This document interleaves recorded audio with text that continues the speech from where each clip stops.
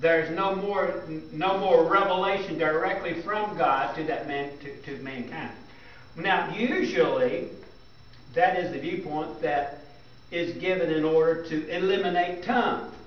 And when they have eliminated tongues, they've got rid of tongues. Now, I want to be very careful with this. Is that has God eliminated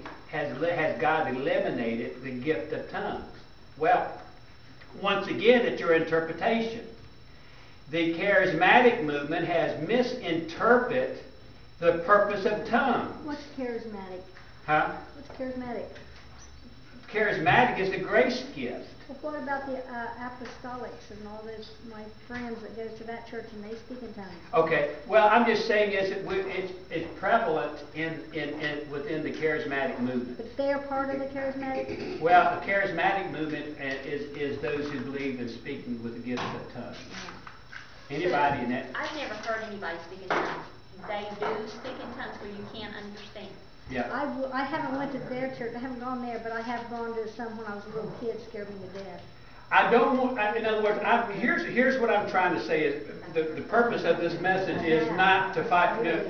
In other words, in my 50 years of being saved, I've never received the gift of tongues. When a person says that in order to be truly saved, you have to have the gift of speaking in tongues, my tongue gets tangled. So I speak with my tongue. But I'll deal with that in another lesson. But there are some real good preachers who understand the Word that have a different interpretation of a person speaking in tongues. And to me, tongues is not speaking with gibberish, but tongue is speaking with the ability to language and translation activity. But that's not what I'm really trying to get at tonight at all. Well, when we get into 1 Corinthians 13:8, in the future we'll explain all that. But we want to go back and explain to you the word prophecy. I want to give you an understanding of how the word prophecy should probably be used today and how it's relevant for us today. The word prophecy is from the verb in the Greek simply is a word that means to speak before to speak, to come before to speak. Prophecy means before, to come before to speak. In other words, and what it means is to speak before. Prophecy has you to speak before. But it does not mean to speak before in time. It means like to speak. But to speak before in terms of an audience. To speak before in terms of an audience. It is not speaking before in terms of foretelling the future. It is to speak before an audience. So in the original Greek, the term prophecy means that you speak before an audience. Literally, to speak before someone. To speak in public. To speak publicly, to proclaim. To publicly proclaim. That is really the term you want to speak, to proclaim. It is not reference to any content. It's not the content. In other words, prophecy, you're not thinking of the content of the prophecy. You're speaking of, he's coming before an audience to speak. It's irrelevant about the content. It does not say whether it is revelation, whether it's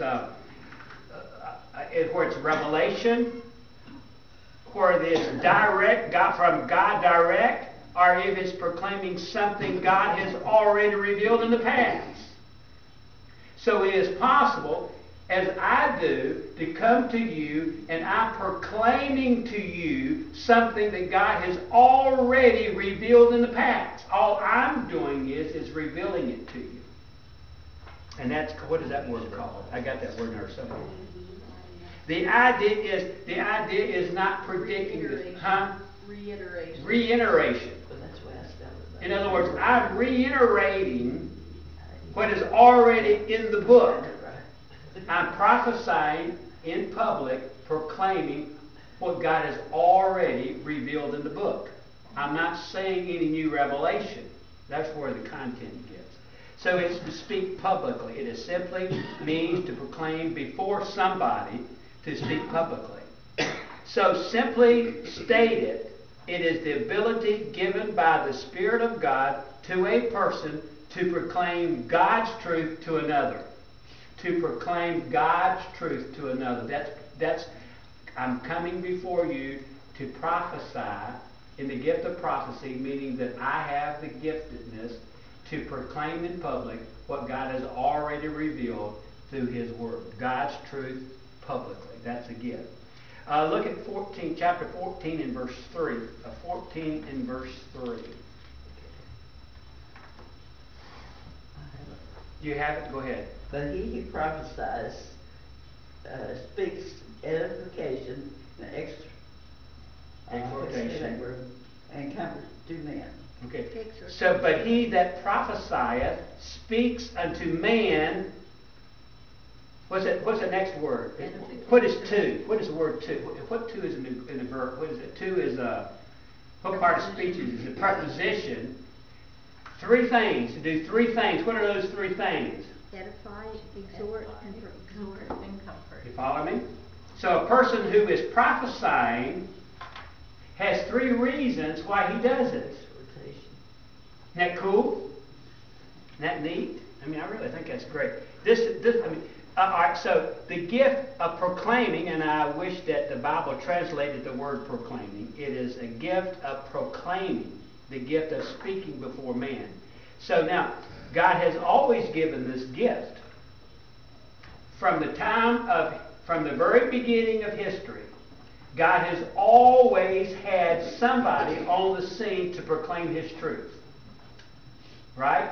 From the Old Testament, from the very beginning, God has always had Elijah, Enoch, all of the prophets in the Old Testament, men who come along, prophesied what God said. And what happened a lot of times is that Jeremiah may have prophesied something or reiterated what Isaiah said. Daniel prophesied some new truths, but he might have also reiterated what someone else said. So sometimes it was revelatory or revelation directly from God, or other times it was speaking what someone else. And now we come to the New Testament. Guess what? Much of what was said in the New Testament, the apostles and teachers were reiterating what was said in the Old Testament. Even Jesus did it. You have heard it said by the prophet Isaiah. Many times the writers would say, you've heard what the psalmist has said. They were prophesying. In other words, they were speaking of what was said in the Old Testament, reiterating it in another form in the New Testament. So now that I'm preaching, or you are, we are reiterating what has already been said in the Old Testament and the New Testament. So the truth that we're saying is what has already been said. And I think that means proclaiming God's Word. Some of it was future, some of it was present, some of it was reiterating what the past was, and very often the prophet would speak about what God had done. Habakkuk, read all the other minor prophets, they would often speak about God. What God was doing. What God would do. And prophecy was not always prediction. We hear somebody say, well, he's prophesying. That's what I always think when I hear prophecy. I think of prediction of the future. But yet, it's not, but the minor prophets would always speak about God. In other words, God is more interested in people knowing about Him than they are the future. So when we speak of God, but prophecy, by only a third of the prophecies in the Bible had anything to do with the future. It was about God. So it was simply to speak before someone, to proclaim God's truth, and to speak God's Word.